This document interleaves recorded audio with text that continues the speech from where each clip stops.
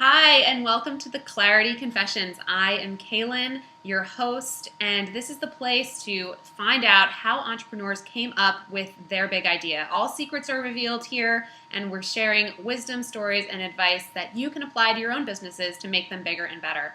Today, we are joined by Kristen Domingue, who is a speaker and blogger on the topics of personal brand development and living a purposeful life, which I'm all about. You know that. She is the CEO of Ignite, a personal brand development company, and she helps coaches, executives, and entrepreneurs crystallize their personal brand to maximize their contribution to their industry's audience and communities that matter most to them. She grounds her intuitive approach in qualitative research, always a good thing, to create compelling personal brands built on her clients' life purpose, talents, and career aspirations. And she has been seen in the Huffington Post, the New York Times, DailyWorth.com, Business Heroine magazine, and the Happy Entrepreneur magazine.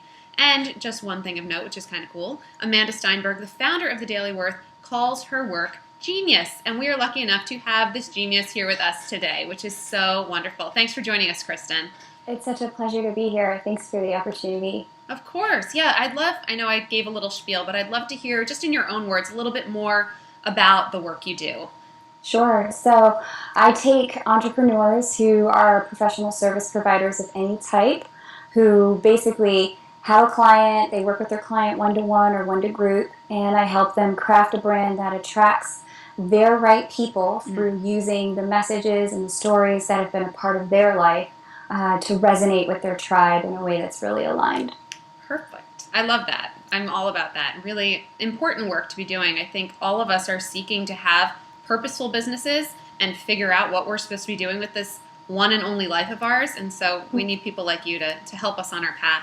So as a little bit of an icebreaker, I want to dive into kind of rapid fire clarity questions. Are you ready for them? Bring it. All right. Is your business aligned with your purpose? Yes. Describe your purpose in 10 words or less. I help people see and celebrate the truth of who they are. I love it. When did you find your purposeful business? 2011. And how did you find it? It was a combination of trial and course correct. I went from health coaching to business coaching to styling and business coaching and branding to branding and styling, then to branding and purpose work. I love it. I have a similar story too, but we'll get into that some other time. So where were you when you found it? Do you remember? I remember the day everything opened up for me. I was in a cafe with my then mentor, and she listened to my life story, and she said, did it occur to you that the thing that's easiest for you, styling yourself, could be something that other people would pay you for? And you're like, aha, light bulb. Total light bulb. That wasn't the end of the story, but that was definitely the beginning. Yeah, the beginning. I love it. Yeah. So what is the best thing about being an entrepreneur? Knowing that I get to choose what I do and that I get to choose something that's fulfilling. And what is the worst thing about being an entrepreneur? That I am at present, in the present stage of my business, married to it. Yeah, there's no divorce, there's no getting out, there's no bad days. Sorry, I don't want to do it today. There's just like I'm in it. I'm in it. You're just showing up every day, whether I like it or not. Yeah, exactly. So, last question. What is one word that sums up your life's purpose? Significance. That's a good one. I like that. That's a really good word. All right. So that is the end of the rapid fire questions. You're off the hot seat a little bit, but not completely, because we still, want to mine some more advice and stories out of you. So something I'm always curious about is, what did your life look like your first year as an entrepreneur? Because I think when we move into our businesses, a lot of times we're picturing how it will look in 5 or 10 years, but those first 12 months can be kind of rough. So I'd love some stories here if you have them. Absolutely. Oh God, I have a story for you. So I quit the best job I'd ever had, making the most money I'd ever made, working with the best people I'd ever worked with, doing work that was highly meaningful and fulfilling for me, to become a health coach, because I was not, if I had all of that and I still wasn't satisfied, I knew that it was time for me to give the best waking hours of my life to my dreams. At the time, my then fiance had an apartment open up across the country. We were in Boston, in San Francisco, and it just seemed like the opportunity of a lifetime. Like, I'll start this new business in a city that's really health conscious. It's going to be great. It's going to be awesome. And what I discovered actually is that it's impossible to build a business where you know no one with people that don't know you. So if anyone listening has the idea that I'll just start my business and I won't tell any of my friends or family or invite them to work with me, yeah, no, it didn't work that way. No. I thought it would, but ooh, boulder's uphill. It could have been so much easier. And then I also had a business coach at the time, and that was an investment that I actually have made every single year I have been in business since 2006, 2007. And it's 2015 now? Yeah. And I've done 2 years at different points without a business coach, and they have been the years I have struggled the most. So if anyone else is thinking, like, I'll just start a business, I'll just take this online class, no biggie. Yeah. None of the online classes I took, none of the free content I had moved the needle in a 6-figure kind of way. It wasn't until I invested in getting high quality support, somebody to walk with me in my business, that made the difference. And like I said, it's been 7 years, almost 8 years, and there's only been 2 of 8 that I have never been that I went unsupported, and they were the years I struggled the most. That's such an interesting point because we hear so much about you are the average of who you surround yourself with, and like you said, if you're alone in a city and know no one, and you're not reaching out to anybody, what kind of average are you setting yourself up for? But when you reach out to other entrepreneurs, mentors, people that can guide you, you start upping your game just because you're like vibrating at a higher frequency. That's right. That's totally right. And I think I took for granted. Actually, I didn't.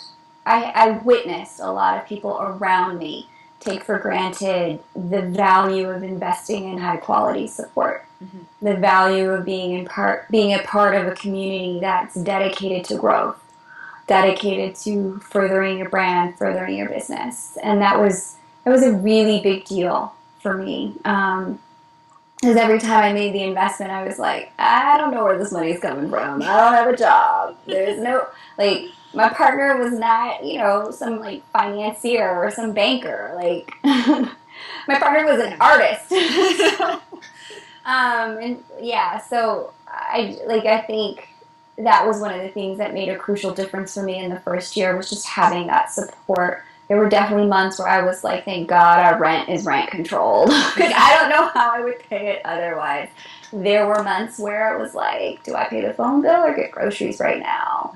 When are they going to cut off my phone again if I don't pay the phone bill right now? Because I really need food.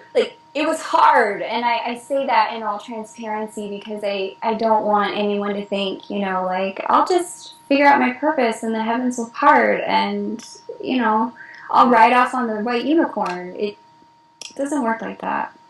Yeah, unfortunately it doesn't. I mean, you have this burning desire and fire in you to keep going when the money's not there, when there's literally ramen on the table. When you're starting fresh in a new place. That's, the purpose is what keeps you going, but it's by no means an easy journey. It's probably one of the hardest ones you can choose for yourself, but you have that glimmer of fulfillment that just keeps you going. You just keep driving toward it. Yeah. I'm so glad you said that, because I feel like, I don't know how it is for men. I can only speak for myself as a woman, and I actually see men doing something slightly different. But I know for me, I don't have the ability within me to drive towards something that doesn't have the burning sensation of I must do, must have. I really wish I had been built that way, because I work hard. I know how to do a lot. I'm very talented. But if it is not aligned, it's really difficult to push in those moments where, you have to make those tough choices. So for that reason, I encourage all of our listeners to find work that is aligned. Yeah, I hear you. I'm right on board with that, and that's why we're doing shows like this, because I think it's so important to hear from entrepreneurs who are purpose driven what it really is like to sit in that seat and have that fire. It's a different kind of business building than you see sometimes. You know, sometimes you're chasing the money, you're chasing the next big thing, but when it's coming from within and you're not really chasing anything, but you're being pulled or pushed or whatever that energy is of being like driven in this way, it's a very different energy to build a business in that way. And I can tell you're doing that, so that's kind of cool. So maybe we've already answered this question, but I'll see if you have a different thing you want to share. What is the biggest challenge that you've overcome as an entrepreneur? I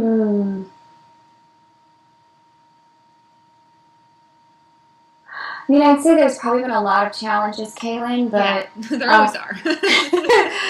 And there hasn't been one that's been like single biggest for me. I think,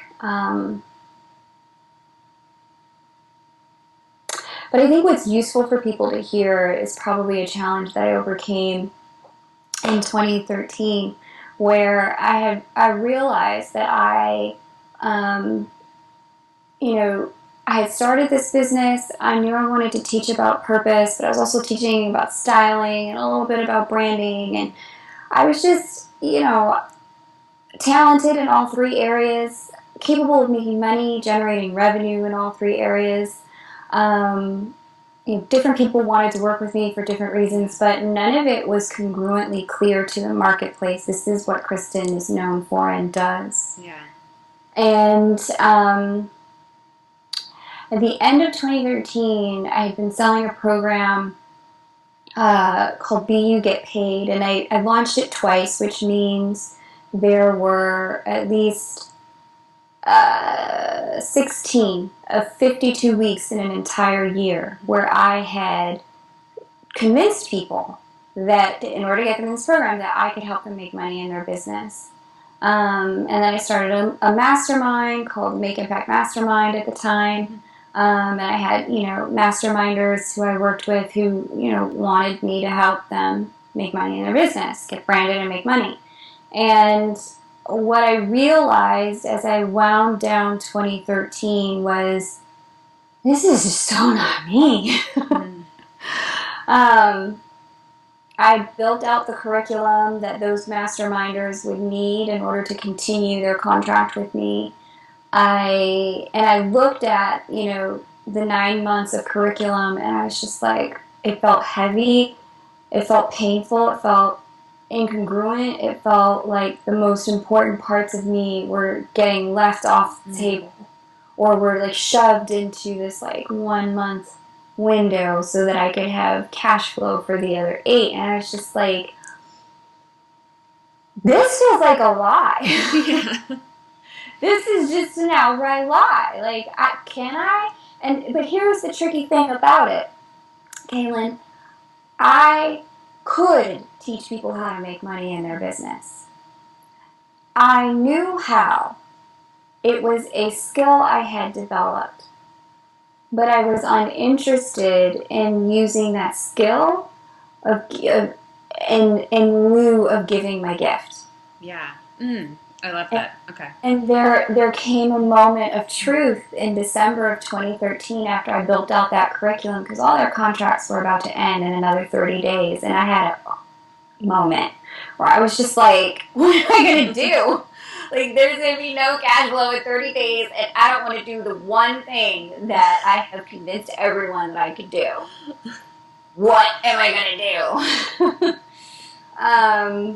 And it was a tough lesson. It was a tough, and those were difficult choices to make. I could have done another year, giving them what they wanted and needed, and I could have. But my soul would not let me. Like, I could not sleep at night like that. It stressed me out and burned me out. So I really quickly created another curriculum of things that I knew I really wanted to teach that were really important to me, that I knew were aligned, and tried to relaunch something, but the marketplace didn't know me for that just yet. And so it took some time to course correct. It took many blog posts. It took lots of partnering and only interviewing and being seen in certain places with my brand. It took me re-engineering the marketplace's perception of who I am and what I do to make the transition, and it wasn't easy, but I can clearly say, given the results that I've been seeing on the other end, on the other side of it, it was the best decision I could have made. Absolutely, hands down. Yeah, I feel like at least purpose-driven entrepreneurs, probably many of them have a similar story where there's all these course corrections along the way. I can completely relate. After my daughter was born, I've been having, these different revelations about things I needed to do for myself and my business, and you do have to give yourself permission sometimes to drop the ball and start new or start fresh or rethink something, because you can just get so in the trenches, just going through the motions. And when you're going through the motions in a business you're supposed to love and supposed to light you up, something needs to shift. And so I applaud you for making that, because so many people, that would be such a big, scary thing. They just would have I'll do it anyway. I know I'll continue on this path. I've built this. I should see it through, instead of, does this really make sense for me and ultimately for everyone else if I'm doing something that I don't love and isn't going to serve them to the best of my ability because it's not my passion. Right. Yeah. So you started to hit on it a little bit about finding your place, your positioning, your voice. I'd love if we could just mine into that a little bit more. Do you have some like tactical advice you could offer people who maybe are sitting there thinking like, oh my gosh, I think maybe I need to make a big change, and to help them find their purpose, find that new vein? So 2 things were true for me on my journey. I needed to get real and honest about the truth of my journey and everything that I learned in my life. That was the first thing, but I wasn't able to really put it all together and see with clear coherence what it meant and what it could do and what it amounted to without outside eyes. And that, I hands down stand by the necessity of appreciative inquiry, which is one of the tools that we use in the course that I teach now, called the One Life, One Purpose course, and having community witness you, rather than trying to meditate on it, journal about it, read another book about it, take a course by yourself about it. The thing this is a crazy thing.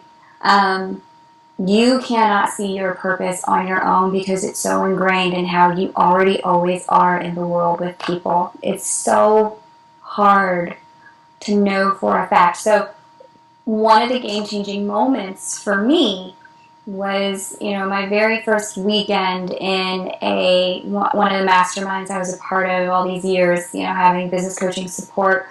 In a mastermind weekend, everyone sits on a hot seat, presents for 45 minutes about their business, and gets the whole group to give them feedback, reflection, and support. I was the last person to go in like a 10, 12 person mastermind on day 3. And at the end of day 2, one of my colleagues walked up to me and she said, "Kristen, can I tell you something? I know you do this styling thing, but there's actually something very different you've been helping all of us with this weekend, and I can't wait to see how your hot seat goes. Because I think there's something else here, there's something more here." And I'm like, okay, whatever. That's nice. Let me get through my hot seat. I'm already sweating bullets. Yeah. And so I presented, and at the end, she raised her hand and she said, you know what, Kristen, I see you do the styling thing, but the thing you have helped all of us with this weekend is our branding. You have made it possible for all of us to be more clear, congruent, and aligned with our market and our message than we've ever been all weekend long because you were in the room. And I was like, really? Wow. Okay. And so I didn't know that I was doing that. I was just showing up being me. But because I was in a supportive community that was offering reflection back about the best parts of me, I was able to then accelerate my process toward incorporating those parts of me into my business and brand. Those are the things that are easiest for me to do, and that is always what you should be building your business on. That's so true. And that's advice I always offer. And I mean, having that focused mastermind group, that's amazing. But if you're just out there in your world thinking that you might need a shift, like, listen to the compliments people give you or the advice they seek from you. Like, totally. The questions they ask. I mean, when you start Absolutely. paying attention to why people are coming to you, it really can give you such insight. And to have someone say it so eloquently and, like, put it out there for you, I mean, how wonderful is that? People telling you how you're helping them and basically what your purpose in life is. I mean, you can't get much better than that when you really start tuning in and listening to how you're already helping out there. That's right. Yeah, really cool. So I know we're nearing the end of our time. I want to get one more question in here, though. Let's end with this one. How about the best business advice you've ever received? Ooh. Ever received best business advice? I mean, I'd probably say it's a dating coach, actually, that came up with this one. I can't remember his name right now, but it's the law of fuck yes and hell no. Fuck yes and no. And he's just like, he's clear. He's just like, if it is not a fuck yes for you, then it's a no. And that's okay. Yeah, it needs to be a powerful response. I totally get that. Yeah. And so the way I have really applied that, I even just, today, I was asked at the last minute to be on a panel, and then I said yes, and then I saw the marketing copy. I sent over all my information. We were ready to pull the trigger. I sent over all my copy, and then they sent me back the swipe copy they were using to market the panel. And I read through it, and I saw that they were saying that all 20 people on this panel have accomplished X, Y, Z. And I was like, ooh, I haven't done that, actually. And while I was clear, I can change my swipe for my list. I can change it so that it's true for me, that it was being marketed in that way, like for other people, to all 20 other people's lists or 19 other people. I was like, ooh, I don't want to be misrepresented in that way. This is a no. And I really wanted to be on that panel. Like, I really liked the people that I would be featured alongside. I knew it would be great for me, for my brand, for me to be featured alongside them. But what I have noticed is that those micro incongruencies, when we're not a total, wholehearted yes, those micro incongruencies always come back to bite us in the booty later. Yeah, it's karma, right? It's like, oh, well. It's karma, and it's also a slippery slope, you know, like it was for me with business coaching. Like, I was like, oh, I'll just run this brand program that's also business coaching. Oh, I'll just make a mastermind to upsell them into. Next thing I know, it's like half of the year's gone, and I promoted myself as a business coach. And then only to come to the end of that year and realize, this is not me. I cannot do this. I am burned out. And then it bit me in the booty when I was like, so guys, want to get in my branding thing, my purpose and branding thing now? They're like, yeah, no, we need to learn how to make money right now. So if you could refer us to somebody who can help us do that, that would be great.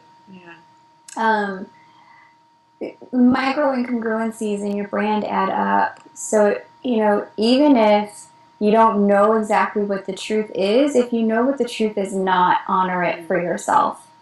Yeah, and that's I think a place a lot of us have to start from. It's like I know I'm not about this, and I'm not about this, and but like you said, we sit so close to our purpose. It's so So, intrinsic that it's hard to see. But we definitely know what we're not about. We know right. we know we're not about that, and we don't value that, and that doesn't sit right with us. And when you start chipping away all those pieces, and then listening to the feedback of people who are in your life and care about you and support you, you can start to see what is there that really does make sense and feels aligned.